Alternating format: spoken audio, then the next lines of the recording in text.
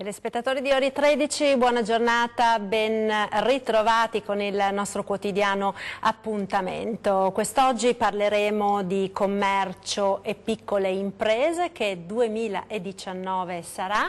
Qui con me in studio quest'oggi Federico Capraro, vicepresidente della Confcommercio di Treviso. Buongiorno, grazie per essere qui con noi.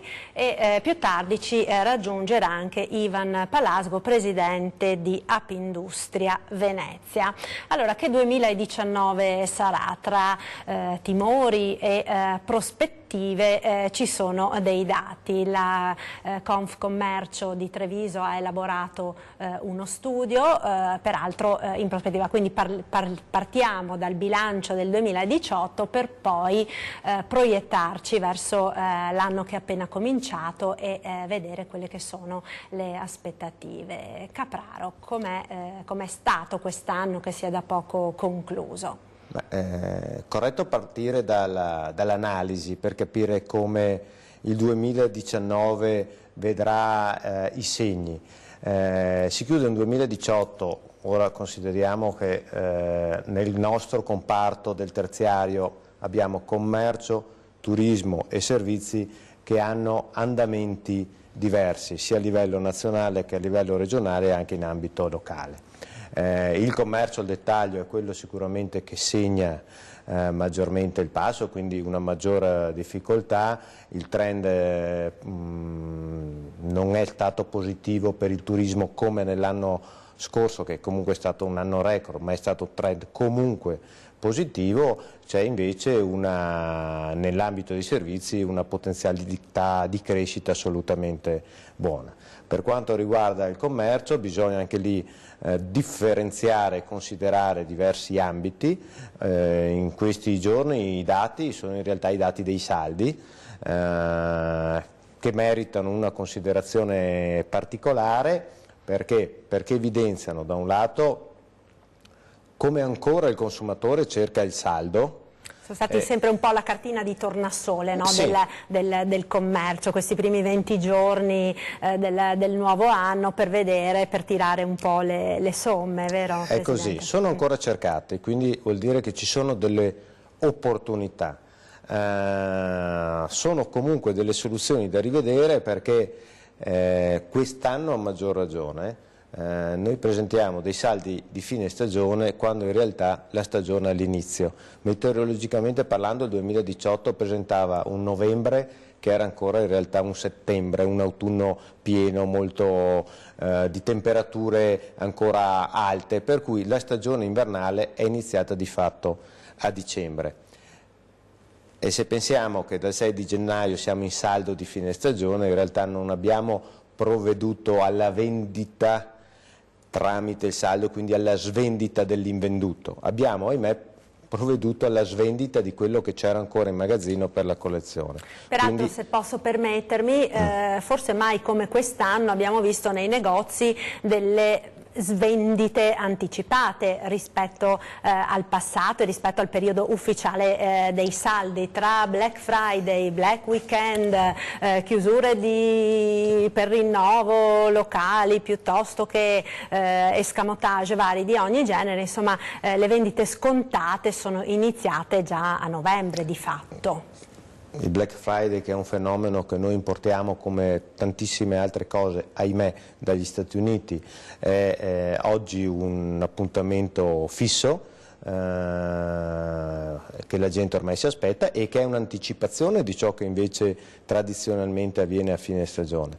Quindi per recuperare dei ragionamenti fatti anche dal nostro presidente di Federmoda, che sono da portare all'attenzione, è che i saldi concentrati, più corti e spostati almeno di un mese, perché in stagione il commercio deve fare la vendita, non la svendita, e il 6 di gennaio è ancora, ripeto, una data di stagione, non di fine stagione.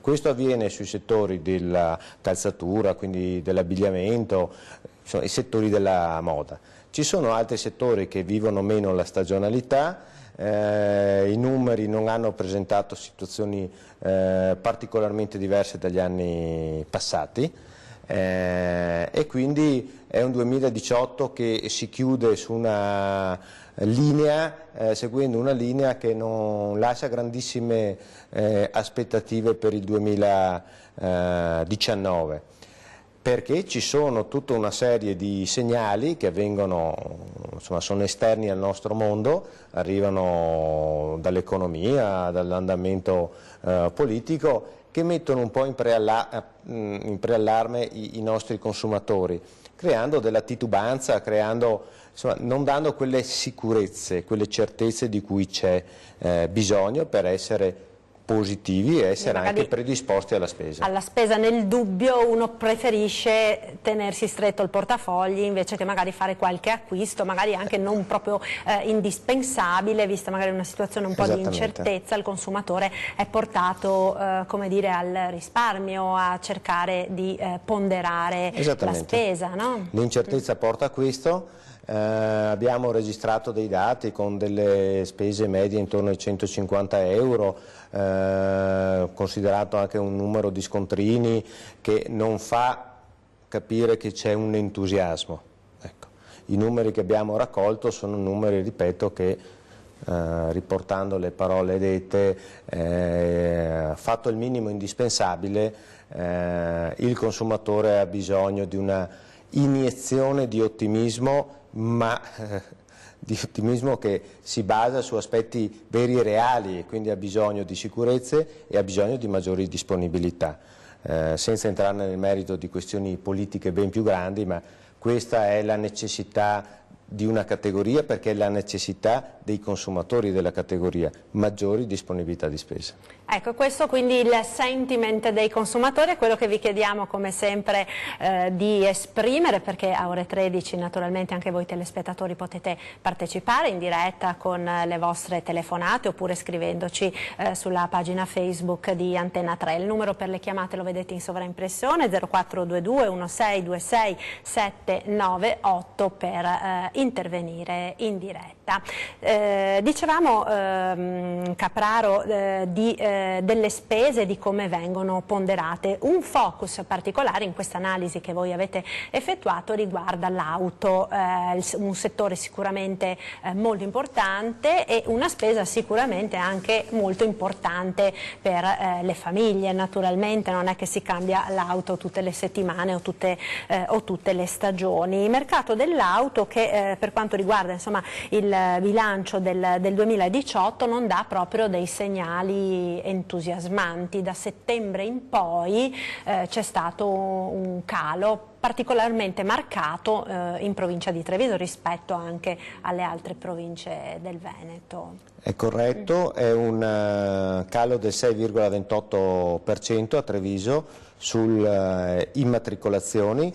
Anche qui, oltre all'aspetto generale di cui parlavamo prima, c'è un aspetto probabilmente contingente, che è la confusione che ha il consumatore di fronte alla scelta di tutta una serie di scenari che si aprono: l'elettrico, l'ibrido, il diesel, il benzina, e quindi nella confusione, nel non sapere qual è la migliore soluzione, anche qui, soprattutto di fronte a una spesa che è evidentemente più impegnativa, il dato si riferisce a 18.000 euro di media per l'acquisto, e quindi se consideriamo già di auto che non sono proprio l'utilitaria. Esattamente, ecco. Questo è un dato medio, ma è il dato sul quale stiamo ragionando. È chiaro che questa confusione porta a un'attesa, a un fermarsi, a un valutare.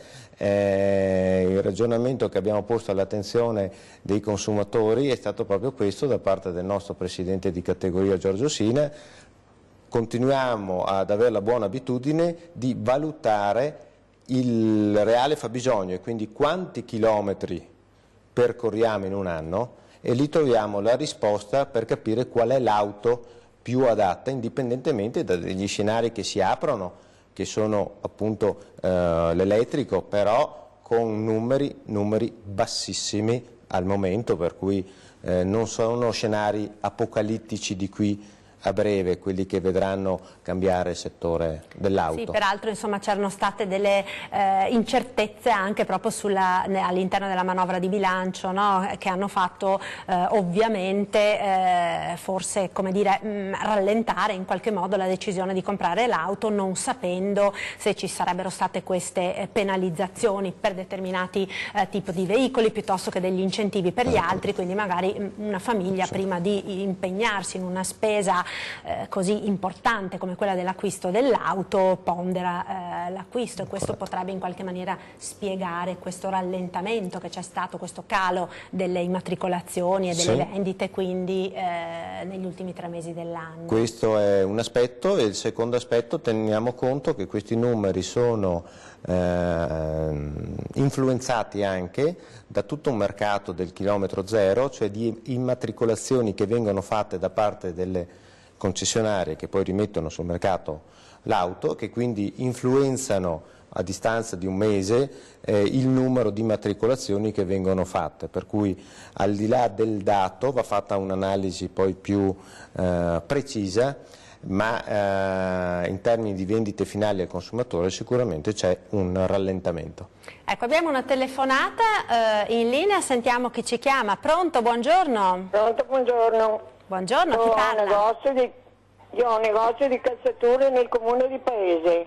Sì, prego. Buongiorno, ho un negozio di calzature nel comune di Paese e come diceva bene il signore che ha parlato, il signor Capraro, la gente è molto incerta perché non sa se comprare, non comprare, questo mondo politico che non ti mette tanta serenità, per cui mettono i soldi, li tengono là, però noi come negozianti perdiamo un sacco di tempo senza concludere niente, perché agli effetti di vendita non si fa vendite perché si perde un sacco di tempo, prova le scarpe, guarda, vedo, ripasserò, vedrò, e così anche noi siamo difficoltosi a scegliere in prospettiva del 2019 cosa sarà, per cui anche per noi è difficile cosa compriamo, non compriamo, immagazziniamo, per cui c'è tutto un po' di confusione. Se non si mette a posto il discorso politico che dà serenità alla gente, per me credo che sia molto difficile. Poi ha anche inciso il discorso del Veneto Banca, che la gente che aveva dei soldi e adesso quei pochi che racimolano li tengono per sé. Ecco, secondo me è così, dal mio punto di vista. Ecco, grazie. Allora signora, grazie per averci telefonato e continui a seguirci. Capraro, rispondiamo alla signora subito dopo la pubblicità. Linea alla regia, ci rivediamo tra pochissimo. 5.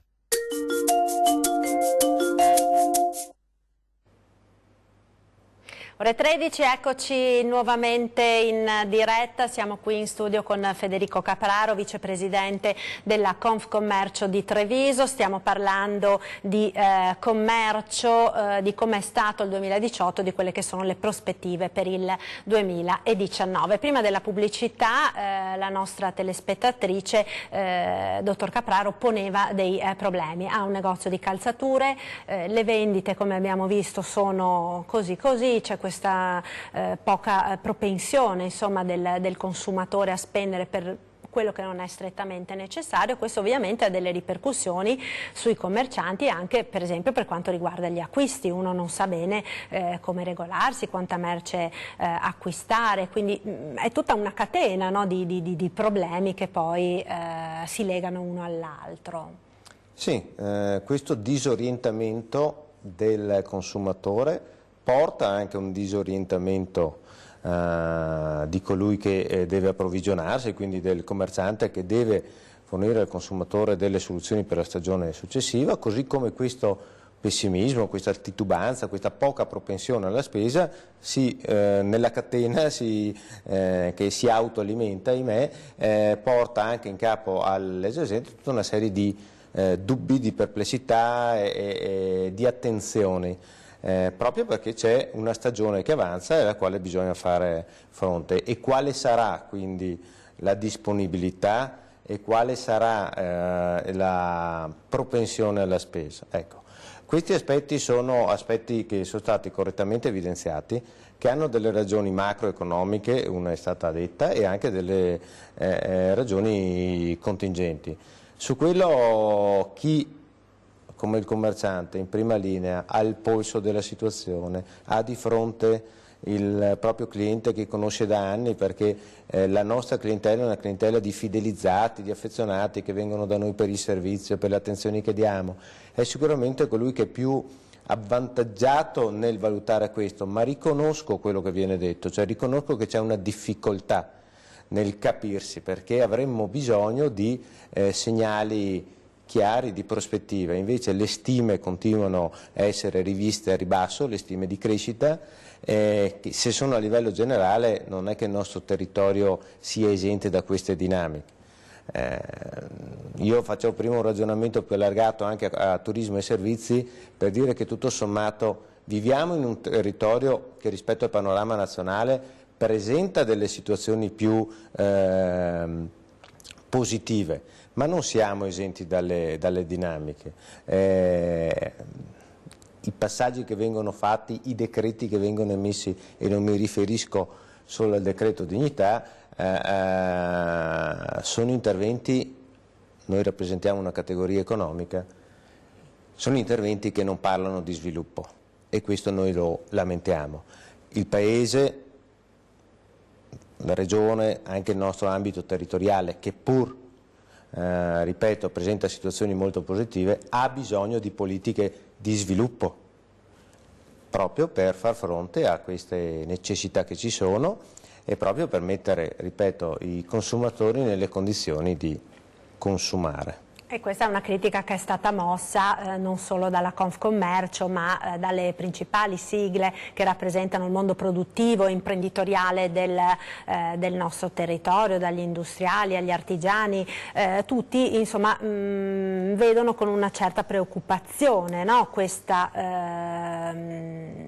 elemento di criticità, tutto sommato, di una manovra che secondo appunto le categorie economiche non favorirebbe lo sviluppo, che è quindi il motore poi dell'economia reale. Sì, è motore dell'economia reale, è motore anche dell'economia sociale, cioè di tutti quegli aspetti sociali che a questo sono legati. Io non ho le competenze per valutare se il decreto dignità riesca a recuperare o a portare dignità, ma abbiamo le informazioni, i dati, le conoscenze e le competenze sul campo per garantire che il decreto dignità non possa portare sviluppo. Perché? Perché se diamo soldi a chi non lavora e tassiamo chi lavora, è ben difficile fare sviluppo in Italia e da qualsiasi altra parte. Allora, tornando alla questione proprio più strettamente legata al commercio e alle vendite di cui parlavamo prima, sicuramente uno degli elementi di novità di questi ultimi anni è rappresentato dalle vendite online. In che maniera nel nostro territorio voi state vedendo un'incidenza di questo nuovo tipo di acquisto da parte dei consumatori? Ma stiamo assistendo già da anni a un fenomeno che analizziamo costantemente, e nell'analisi ci stiamo accorgendo che sta anche rapidamente evolvendo.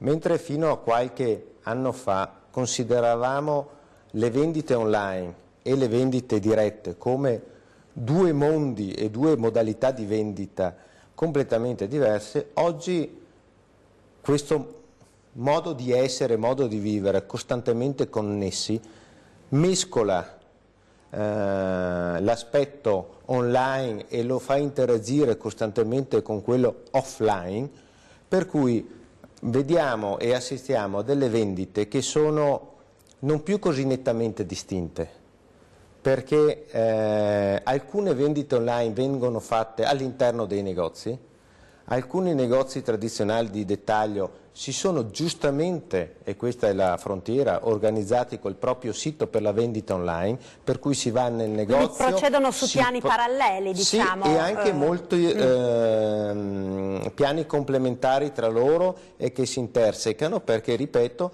si fanno delle esperienze per provare, per degustare, all'interno degli esercizi commerciali e poi si compra online, ma molto spesso si compra online da coloro stessi che hanno creato questo tipo di esperienza, perché hanno sdoppiato il proprio canale avendo il negozio fisico e anche la possibilità di acquistare online, che oggi è diventata non è più una moda, è una modalità.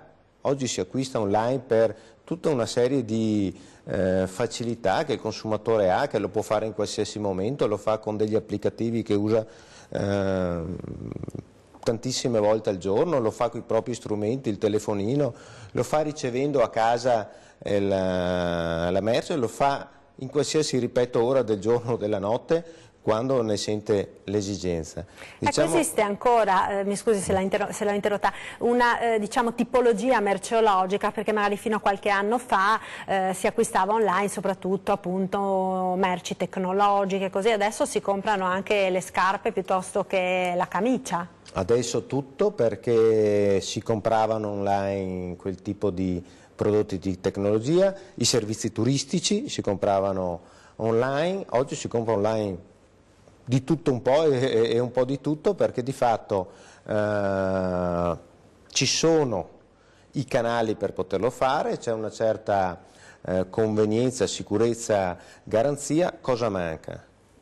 Manca il servizio, manca il consiglio, manca il parere tecnico di colui che ha l'esperienza e che a fianco a te, consumatore, ti spiega cosa è più adatto in base a quello che stai cercando. Ecco, questi sono gli aspetti propri del negozio di dettaglio, di vicinato. A maggior ragione proprio se è il cliente fidelizzato, il negoziante conosce proprio te e quindi conosce i tuoi gusti, conosce la tua figura, se si parla di abbigliamento, conosce tutta una serie di dettagli che ovviamente ti possono indirizzare nell'acquisto più adatto rispetto a quello che può essere l'acquisto online. C'è chi poi mette sulla bilancia i diversi piani e decide: io sono per il commercio al dettaglio forever, perché preferisco avere il rapporto umano, preferisco essere consigliata, però naturalmente poi ognuno fa le sue scelte, le sue considerazioni. C'è un aspetto in più, che è quella che noi riteniamo essere la frontiera, e quindi stiamo accompagnando le nostre aziende in questo percorso, che è l'aspetto esperienziale, per cui l'esperienza dell'acquisto, il toccare, il sentire, il farsi consigliare, il capire ciò che è più adatto, per questo lo si ha nei negozi fisici, nei negozi di vicinato, nei negozi con i quali si è creato un rapporto di fiducia costante negli anni tra un consumatore e appunto un commerciante. Ecco, lì, e quindi nella trasformazione dell'acquisto, nell'esperienza dell'acquisto, lì noi crediamo che ci sia ancora il punto di forza per queste attività, che tra l'altro, come abbiamo già avuto modo di dire in altre occasioni, dobbiamo considerare che fanno vendita, fanno somministrazione, fanno vendita di beni e servizi, ma fanno anche altro, e cioè sono una presenza sul territorio, fanno un presidio nei centri storici, fanno decoro, fanno arredo urbano, fanno ordine, fanno pulizia, fanno sicurezza. Sono funzioni che gli esercizi di vicinato fanno gratuitamente, naturalmente, quotidianamente, a servizio della comunità. Ecco perché un'attenzione va data a chi svolge, facendo il proprio lavoro, anche una funzione che tra l'altro oggi le amministrazioni locali fanno sempre più fatica a garantire ai cittadini. Certo, e qui si apre ovviamente tutto un discorso, no, del quale moltissime volte si è parlato nell'ultimo periodo, molto spesso si parla di morte dei centri storici, proprio perché tanti negozi, tanti piccoli negozi non ce la fanno a reggere la concorrenza dei centri commerciali, degli ipermercati, dei grandi outlet, eccetera, secondo insomma dei vari settori merceologici, cosa che però porta poi a tutta una serie di problemi che arrivano sino a quello della sicurezza, perché una città vuota senza il presidio dei commercianti finisce anche per diventare una città più buia, più vuota, meno sicura. Certo.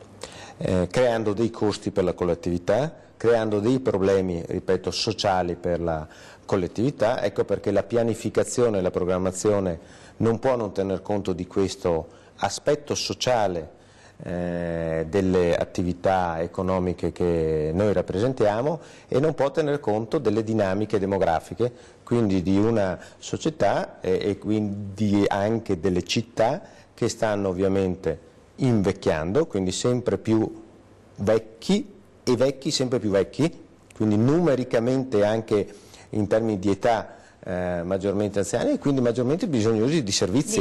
Di servizi e di negozi di prossimità nel caso Esatto. del Fondamentale commercio, è la vicinanza, quindi se commercialmente parliamo di vicinanza al nostro consumatore dobbiamo pensare che da un punto di vista in realtà di comunità e da un punto di vista sociale dobbiamo parlare di vicinanza nei confronti dei nostri residenti, cittadini, perché chi è vicino può capire e può sapere in realtà come stanno andando le cose, quali sono i problemi, quali sono i disagi che una popolazione vive. Questi sono compiti di amministrazioni ma che devono essere condivise anche con le associazioni di categoria che rappresentiamo. Sicuramente da parte della Confcommercio c'è anche un ampio dibattito proprio e un'ampia collaborazione anche con le varie amministrazioni locali, in questo caso, nel caso specifico insomma, della provincia di Treviso. Noi ora ci fermiamo per qualche istante di pubblicità, ci rivediamo tra poco con Ore 13.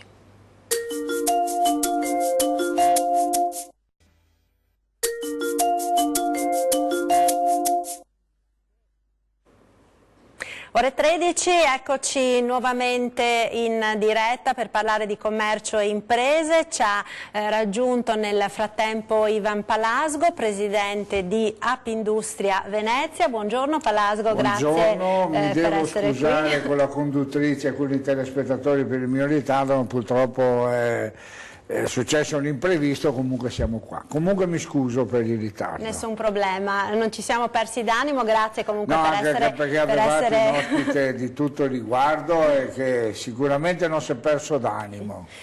Allora direi di cominciare da lei questa seconda parte della trasmissione, Commercio e piccole imprese, che 2019 sarà il titolo. Abbiamo visto un po' con Federico Capraro il quadro del commercio, i dati insomma di come si è concluso questo 2018 e quelle che sono le prospettive per il nuovo anno. Sul fronte delle piccole imprese che lei rappresenta, Palasgo, la situazione com'è? Beh, io non voglio fare la Cassandra, però la situazione è molto molto grave, perché partiamo dalle macro grandezze. Penso che il mio collega l'abbia anche già detto, noi siamo in recessione a livello globale, addirittura la Cina sta retrocedendo. Non farai il più 6,7 ma farai il più 6,4, per loro è un dramma. Quindi c'è una frenata dell'economia a livello globale, a livello europeo anche, è in crisi anche la Germania. Per quanto riguarda l'Italia, la domanda interna è assolutamente fiacca, debole. I consumi non ripartono, che ne dicano i tromboni che ci governano, e sul fronte delle piccole e medie imprese non bastasse questo. Sul fronte delle piccole e medie imprese la situazione è estremamente pesante. Io speravo che per il 2019 ci fosse qualche spiraglio, anche perché io avevo salutato con un cauto entusiasmo la nascita di questo governo, gente nuova, forze nuove, partiti nuovi, quindi la mia aspettativa era assolutamente favorevole. A distanza di pochi mesi, devo ricredermi, io sono molto molto deluso da questo governo, perché mentre in campagna elettorale tutti strombazzano le piccole e medie imprese, sono l'ossatura dell'economia italiana, sono il nervo forte, sono quelle che creano ricchezza e posti di lavoro, ed è assolutamente vero e sacrosanto. Per incoraggiarle, per esempio, non bastasse il fatto che non possiamo accedere al credito, non bastasse il fatto che una buona parte è schedata al famigerato CRIF, che è un po' come una Gestapo dell'imprenditore, casomai se vuole dottoressa poi possiamo anche spiegare cos'è il CLIF, perché magari non tutti lo sanno. Non bastasse tutto questo, è stata introdotta la fatturazione elettronica, che è stata l'ennesima pietra tombale su numerose imprese che stanno chiudendo anche per questo provvedimento qua, che francamente non riusciamo a capire quali vantaggi possa portare alle imprese e soprattutto all'erario. Ecco, abbiamo una telefonata in linea, sentiamo chi ci chiama. Pronto, buongiorno? Sì, buongiorno. Chi parla? Oliviero Spolao da Santa Lucia di Piave. Buongiorno Oliviero, prego. Ecco, io sono veramente, diciamo così, quello che rappresenta la piccola impresa nel Veneto, nata dal nulla. Io ho 80 anni, non è che sono un giovanotto, ho 80 anni, e dal nulla, perché quando si faceva la barba mio papà usava a affilare le lamette sul bicchiere. Si figuri di che tempi abbiamo vissuto. Bene, lasciamo perdere questo. Io avrei bisogno di sentire parlare e di voler risolvere realmente un problema, che è il problema gravissimo. Uno è l'elusione fiscale. Noi abbiamo 3.300 aziende italiane con sede all'estero, lavorano qui in Italia, usufruiscono del benessere che possiamo dare a queste aziende noi in Italia e non lasciano una lira al fisco italiano. Questa è una cosa gravissima, molto grave. Poi un'altra cosa, io come impresa sono a concorrenza con chi? Con gli altri stati della comunità europea, e guarda caso abbiamo stati che pagano 10, 15, 20% di imposizione fiscale, quando io pago il 74,3%. Come posso io competere con queste persone? Non sarò mai competitivo, e tenere a galla un'azienda in queste condizioni è estremamente difficile. Io vorrei sentire parlare di equità fiscale in tutta l'Europa e di non avere più questa piaga dell'elusione fiscale. Questo qua vorrei sentire. Grazie. Ecco, grazie Oliviero. Allora il nostro telespettatore pone l'accento su due questioni estremamente importanti, no? Le aziende con sede all'estero e la disparità fiscale che c'è tra i vari paesi europei. Chi vuole cominciare a commentare? Un passaggio veloce che non è uno slogan ma è una soluzione, che regole uguali per tutti. Il mondo online di cui parlavamo prima, in termini anche di tassazione, deve essere sottoposto come distribuzione alle stesse regole alle quali è sottoposta la distribuzione anche delle nostre realtà. Questo per l'Italia, per l'estero, per l'online e per l'offline. E poi l'altro aspetto sulla competizione paese. Certo, il paese non è competitivo perché le nostre aziende non sono competitive, perché non hanno le stesse condizioni di mercato che hanno le aziende che vendono sul nostro stesso mercato, come le nostre vendono poi all'estero. Per cui creare le condizioni di competizione lasciando le aziende italiane nelle condizioni di esprimersi, perché poi agli imprenditori italiani, e la storia ce lo insegna, c'è poco da dire. Se li lasciamo liberi, producono per sé, producono per le generazioni future, producono per le comunità, e noi che viviamo in un territorio particolarmente, come dicevo, positivo, lo sappiamo perché siamo locomotiva di un paese. Ecco, Palasco. Il nostro, come si chiamava? Ottavio? Oliviero. Il nostro telespettatore Oliviero, tanto complimenti perché a 80 anni ha una lucidità mentale e capacità di capire i problemi che molti trentenni se la sognano. Lui ha messo il dito proprio sulla metastasi. Quando lui dice equità fiscale, forse si riferisce anche al fatto che per esempio il Lussemburgo, da cui proviene Juncker, attuale Presidente della Commissione europea, quindi sarebbe Presidente del Consiglio europeo per capirci, no? Quando Juncker era Presidente del Consiglio in Lussemburgo Allora, subito dopo la sua presidenza si sono aperte 2 inchieste da parte della Commissione europea che si chiamavano i Tax Lux, forse la gente se ne scorda, se ne è dimenticata, però è ancora attuale. Ci sono molte multinazionali che hanno sede legale in Lussemburgo e pagano tasse che variano dall'1 al 2%, addirittura qualche multinazionale paga meno dell'1% di tasse. In che modo? Col tax running, è scritto tax running, per cui se uno va in internet, inserisce nel motore di ricerca tax running, vede cosa sto dicendo io. Ora che multinazionali come Amazon, come Coca-Cola, come Fiat, come Ikea e tante altre, lo dico tranquillamente perché non mi possono querelare, perché sono nomi che sono usciti dalla Commissione d'inchiesta europea su questo problema. Non conosco la Commissione, quindi non sono in grado di, di commentare questi dati che lei se ne assume naturalmente la responsabilità. Che un'Ikea, per esempio, paghi il 2% di tasse in Lussemburgo è una cosa scandalosa. Ora, mio collega diceva, non siamo in grado di competere, figuriamoci se il falegname di Portoviro piuttosto che di Treviso è in grado di competere con una multinazionale che praticamente non paga tasse, lui che, come diceva Oliviero, ne paga il 70%. Quindi Oliviero ha assolutamente ragione su questo fronte, fintanto che a Malta si paga il 4% di tasse ed è della Comunità Europea. Poi dopo, quando vengono fatti i grandi appalti, allora c'è la regola per cui i grandi appalti devono essere aperti a tutte le imprese europee, ma giustamente, come diceva anche il mio, non c'è equità di base di partenza, le imprese non hanno le stesse condizioni, quindi un'impresa italiana che paga il 70% non potrà mai essere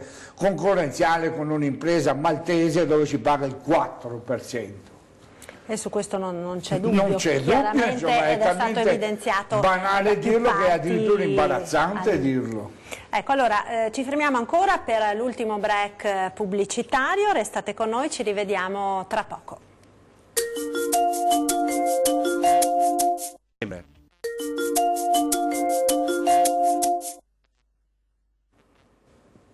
Ore 13, eccoci nuovamente in diretta, commercio e piccole imprese che 2019 sarà, stiamo analizzando i vari aspetti, dai bilanci del 2018 alle prospettive, tra i vari settori sicuramente importanti per l'economia del nostro territorio c'è quello del turismo. Capraro, il punto sulla situazione, ne avevamo accennato brevemente nella prima parte, i dati non sono proprio splendidi come quelli dell'anno precedente, però... Allora, dicevamo sì, correttamente, positivi, non come quelli dell'anno precedente, ma consideriamolo come un anno record. Il turismo ha un vantaggio perché lavora sia sulla ricchezza interna che sulla ricchezza che invece viene da fuori, dai paesi stranieri. La PIL della regione è una PIL importante, ci sono anche dei grandi eventi all'orizzonte sulla montagna veneta che sono di richiamo. Parlando del nostro territorio abbiamo assistito a un'evoluzione e su questo sarà l'indicazione per il 2019, cioè una provincia di Treviso che si è caratterizzata per un prodotto proprio. Chi viene in provincia di Treviso viene per ciò che la provincia di Treviso presenta e quindi non solo e non più solo perché è vicina alle Dolomiti o vicina a Venezia. La cultura... Quindi si sta costruendo la provincia di Treviso una identità, diciamo, dall'enogastronomia, presumo, no, sia uno dei punti l'attrattore principale è l'enogastronomia, abbiamo 2 punti di diamante che sono il Prosecco e il Radicchio e attorno a questo si sta costruendo tutto un prodotto turistico di livello, ma ci sono anche i paesaggi e quindi tutta quell'evoluzione della vacanza attiva, in primis la bicicletta e quindi i percorsi, la Monaco-Venezia lo sta dimostrando, i percorsi turistici in bicicletta che permettono di far scoprire il nostro territorio e farlo apprezzare per quello che realmente è. Ovviamente la vicinanza ai grandi attrattori come Venezia, come le spiagge, come le Dolomiti sono degli aspetti ulteriori di maggior richiamo, ma è importante essere riusciti in questi anni a costruire un prodotto proprio, averlo presentato e oggi vedere che viene apprezzato, per cui l'indicazione per il 2019 è di continuare a lavorare su questa linea perché sta dando soddisfazione agli operatori del turismo. Ecco, sicuramente il turismo rappresenta un elemento di grande importanza anche per le piccole imprese che lei rappresenta della provincia di Venezia, la provincia sicuramente dal punto di vista turistico più attrattiva dell'intera regione, no Palasco? Assolutamente sì, è un segmento di fondamentale importanza sia per l'economia sia per il mondo associazionistico. Noi abbiamo realtà importanti, rappresentiamo realtà importanti a Jesolo, stiamo facendo un ottimo lavoro, parlo sempre dal punto di vista associazionistico, nel Bellunese, nel Cadorino, insomma è un segmento importante e noi abbiamo la fortuna di avere una regione straordinariamente attrattiva dal punto di vista turistico, abbiamo mare, laghi, monti, arte, eccetera. Non ci manca nulla da questo punto di vista, fortunatamente. Però attenzione, io sento sempre spesso dire ma il turismo è il petrolio italiano, non è vero, non è vero. Fermo restando la straordinaria importanza del settore turistico, fermo restando questo, ciò che distribuisce ricchezza tra la popolazione è la manifattura e il commercio. Poi, se nel turismo c'è anche il commercio, tanto meglio, ma noi se vogliamo arricchire il territorio, che la ricchezza sia diffusa, soprattutto sia diffusa, non dobbiamo prescindere dalla manifattura. Il manifatturiero è quello che è. Si consideri che una ricerca che ha fatto un istituto, adesso mi sfugge l'algoritmo del nome, comunque sono usciti ieri i dati, il 26% della popolazione italiana, il 26%, detiene il 75% della ricchezza italiana. Cioè, poi dopo, giusto occuparsi con il reddito di cittadinanza, per carità abbiamo 5 milioni di poveri, assolutamente sì, è doveroso prendersi carico di queste persone, ma se vogliamo risolvere il problema non lo risolviamo con i redditi di cittadinanza, che pure sono importanti perché aiutano chi sta male, non dobbiamo mai dimenticare di chi sta male. Ma se vogliamo davvero risolvere questo problema in modo strutturale deve esserci una redistribuzione della ricchezza.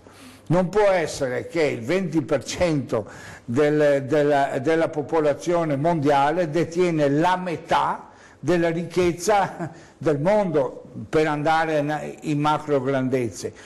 Il problema della distribuzione della ricchezza è un problema che sempre di più attanaglierà le nostre società, il nostro modo di vivere, e anche dal punto di vista antropologico modificherà la situazione dei popoli. E tornando al nostro territorio, è una forchetta che si sta allargando sempre di più, quella tra i ricchi e diciamo i poveri, tra virgolette, nel senso che la classe media sta scomparendo sempre più. Questo credo sia un dato che è emerso chiaramente anche proprio dagli ultimi dati relativi all'andamento commerciale, no? Assolutamente, è un dato evidente. È una classe che non è più la classe media di prima, non ha quel tipo di disponibilità, per cui si è assottigliata.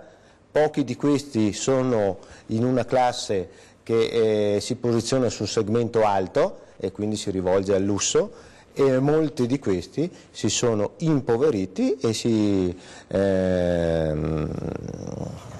avvicinano a quella classe. Non si possono più permettere, insomma, quegli acquisti che si permettevano qualche anno fa. Assolutamente, e su questo tra l'altro c'è da dire che non solo è così, ma non ci sono neanche le condizioni per cambiare questo tipo di prospettive. Se posso, scusa, se posso interrompere, sempre rimanendo nel settore turistico, Jesolo fa un caso a sé, è sempre pieno, i 3 mesi estive, e sono contento che sia così.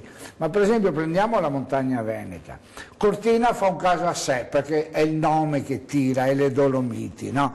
Asiago per esempio, cioè, non ha nulla da invidiare a Cortina, a parte che a me piace più Asiago che Cortina, vabbè, ma sono gusti personali.